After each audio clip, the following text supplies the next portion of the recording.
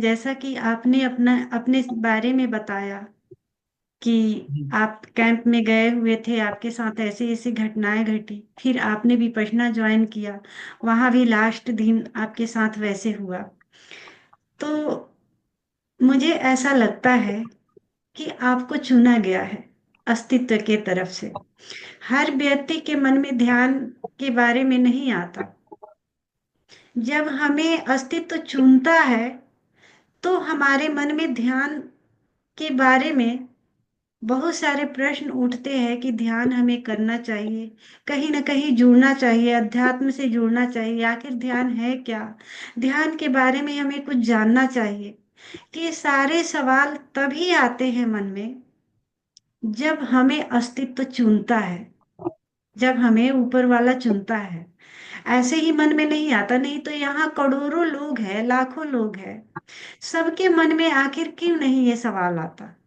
अगर आप ध्यान के बारे में बताने भी जाइए तो कहेगा नहीं, मुझे बहुत सारा काम है, ये काम है, वो काम है। सारा काम करेगा, बस ध्यान को छोड़ के। ध्यान को टालते हैं लोग। क्यों करना ध्यान? ध्यान करने से मिलेगा क्या? बस मिलेगा क्या? तो सारे काम हम करते हैं बस ध्यान को छोड़ के। तो आपके मन में ये जिज्ञासा उठी कि ध्यान क्या है, ध्यान के बारे में जानना है, और आपने विपश्यना भी ज्वाइन किया, शिविर भी, कैंप भी ज्वाइन किए। तो इससे यही पता चलता है कि आपकी यात्रा जन्मों से आ रही है। आप अस्तित्व की तरफ से चुने गए हैं। और जो व्यक्ति चुना जाता है उसका भी कर्तव्य बनता है कि इस यात्रा में आगे बढ़े। आप के पास दो ऑप्शन है। अस्तित्व ने चुना, लेकिन आप इस यात्रा को यही रोक भी सकते हैं और आगे भी अपनी यात्रा बढ़ा सकते हैं। तो आगे बढ़ाएंगे तो इस मनुष्य जोनि से और ऊपर उठ जाएंगे, क्योंकि हमारी यात्रा 84 लाख जोनियों से स्टार्ट है। 84 लाख जोनी से हम यात्रा करके मनुष्य के जोनी तक पहुंचे हुए हैं। सूक्ष्म जीवाणु से लेके कभी पेड़ पौधे, जानवर, पशु पक्षी सब रहे हैं। अब हम मनुष्य के रूप में प्रकट हुए हैं।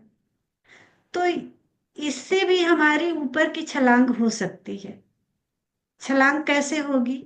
ध्यान के माध्यम से, क्योंकि अभी तक हमने बाहर की यात्राएं किए हैं।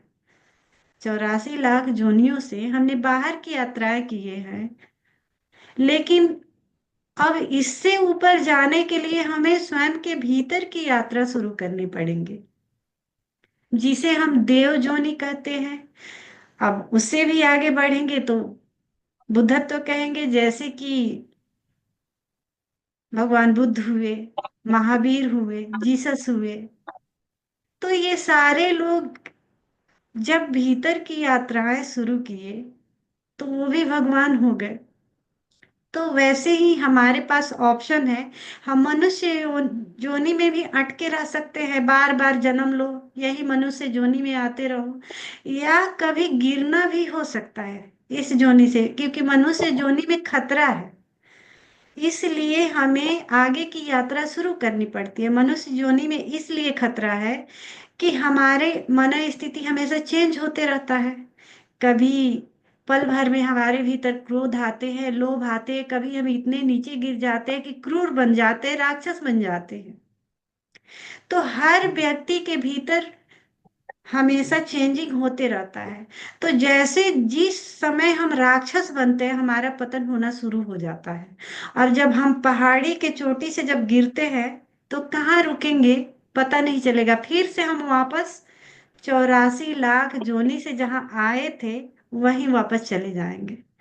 तो इसलिए व्यक्ति ध्यान करता है ताकि हम गिरे नहीं, हमारा फिर से पतन नहीं हो।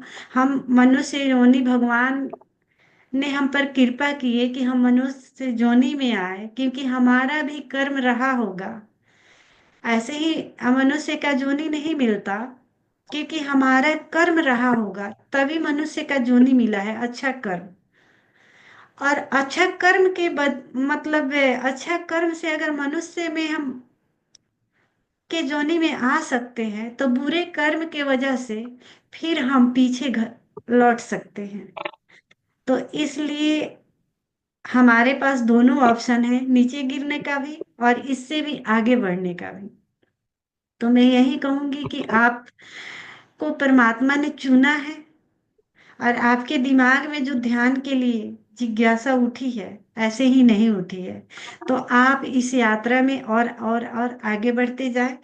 अभी तक तो हम सबने बाहर की यात्राएं किए हैं और मनुष्य योनि तक पहुंचे हैं। अब स्वयं के भीतर यात्रा करनी है और भगवान तक का सफर करना है। क्योंकि हर व्यक्ति भगवान बन सकता है, हर व्यक्ति बुद्ध बन सकता है, लेकिन स्वयं के भीतर यात्रा करने से। और वो यात्रा कहाँ से स्टार्ट होती है? ध्यान से। और जब जहां हम खड़े हैं वहीं से। तो मैं यही कहूंगी कि आप रोज मेडिटेशन में जुड़े, ध्यान करें। और जैसा कि आपने कहा कि आपके शरीर में वाइब्रेशन होता है, शरीर में ऐसा लगता है कि मतलब, हाँ, जैसे भूत उपड़ता है उस टाइप का कुछ होता है ना? पूरा शरीर मतलब कंपित होता है, हाँ। तो ये अच्छी बात है, ये गलत नहीं है। और मैं यही कहूंगी ध्यान ज्वाइन कीजिए, सारा का सारा, और उससे और ऊपर उठेंगे। क्योंकि हमारे शरीर में बहुत सारी चीजें हम दबा के रखते हैं, जन्मों जन्मों से भी और इस जन्म का भी। तो क्या होता है कि दबा के रखते हैं तो कभी कभी वो अचानक फूटता है। और अचानक फूटता है, हमें भी पता नहीं होता। और अब वो कैसे निकलेगा? निकलता है, शरीर हर तरह से मूवमेंट करता है, उसके बाद ही निकल पाएगा, उसके बाद आप रिलैक्स हो जाते होंगे। तो आप जब ध्यान करेंगे तो ये जब अगर आए, मतलब लगे कि हाँ शरीर में वाइब्रेशन हो रहा है, शरीर ऐंठन करने का मन है, गुस्सा करने का मन है, या चीखने चिल्लाने का मन है, रोने का मन है, हंसने का मन है, जो भी आपको घट रहा है, आप पूरी तरह से निकाल देंगे। जो हम मेडिटेशन यहाँ कराते हैं, आप अकेले कमरे में कीजिए, ताकि लोग मतलब डिस्टर्ब नहीं करे। अगर आपको कुछ घटता है वैसा, तो लोगों को मतलब नहीं दिखे, नहीं तो लोग सोचेंगे कि क्या हो रहा है। तो आप अकेले कमरे में करेंगे तो क्या होगा कि जैसे आपका शरीर मूव करना चाहेगा, जैसे जैसे अगर हरकत हो रहा है, आप उसमें सहयोग करेंगे। और अगर आप सहयोग करते हैं तो उस चीज से बाहर तुरंत छलांग लगेगी और उस चीज से बाहर निकल पाएंगे। वो एनर्जी, मतलब जो आप मतलब एनर्जी बर्बाद हो सकती है, उसको आपने यूज कर लिया। यानी उस एनर्जी को आपने सही दिशा दे दी है। वो भी एक एनर्जी ही है। जो एनर्जी उठती है वो बहुत भयंकर एनर्जी होती है, लेकिन आप ध्यान के माध्यम से उसका यूज कर लिए। अब जैसे कि जंगल में आग लगता है, तो आग लगता है तो पूरा जला के राख कर देता है, लेकिन उसी आग को हम आजकल वैज्ञानिक के ढंग से गैस सिलेंडर के माध्यम से जलाते हैं चूल्हा में, तो उसको का अच्छा यूज कर लेते हैं खाना बनाने के लिए। तो वैसे ही है, एनर्जी एनर्जी होती है। उस एनर्जी को आप बर्बाद भी कर सकते हैं और उसका यूज भी कर सकते हैं। तो मैं यही कहूंगी आप कंटिन्यू मेडिटेशन कीजिए, क्योंकि आप जैसा बता रहे हैं आप बहुत जल्दी छलांग लगाएंगे। जिसके भीतर एनर्जी होता है वही उस एनर्जी को ध्यान में लगा पाता है, एनर्जी रहेगी ही नहीं तो कैसे ध्यान में लगेगा? तो आप बहुत जल्दी छलांग लगाएंगे ध्यान में। लेकिन बचाना नहीं है, ऐसा नहीं कि आप ध्यान कर रहे हैं आप सोचेंगे कि लोग क्या कहेंगे ऐसे होगा तो फिर आप रोक देंगे। अगर रोकेंगे तो फिर आपके शरीर में ग्रंथियां पैदा होगी, ब्लॉकेज हो जाएगा। अब ब्लॉक हो जाएगा तो फिर आप रुग्ण हो जाएंगे, वो एनर्जी सही गति नहीं लेगी, फिर ध्यान में आप छलांग नहीं लगा पाएंगे। तो मैं यही कहूंगी कि आप एक तकिया रख लीजिएगा। अगर आपको मारने का भी मन करे, लगे कि मुझे गुस्सा आ रहा है, तो तकिया पर एकदम पूरा निकाल लीजिए। जो भी हो रहा है उसको पूर्ण रूप से होने दीजिएगा। फिर हम जैसे हर संडे को मीटिंग लेते रहेंगे। फिर आप अपना अनुभव बताइएगा कि आपका अनुभव कैसा रहा।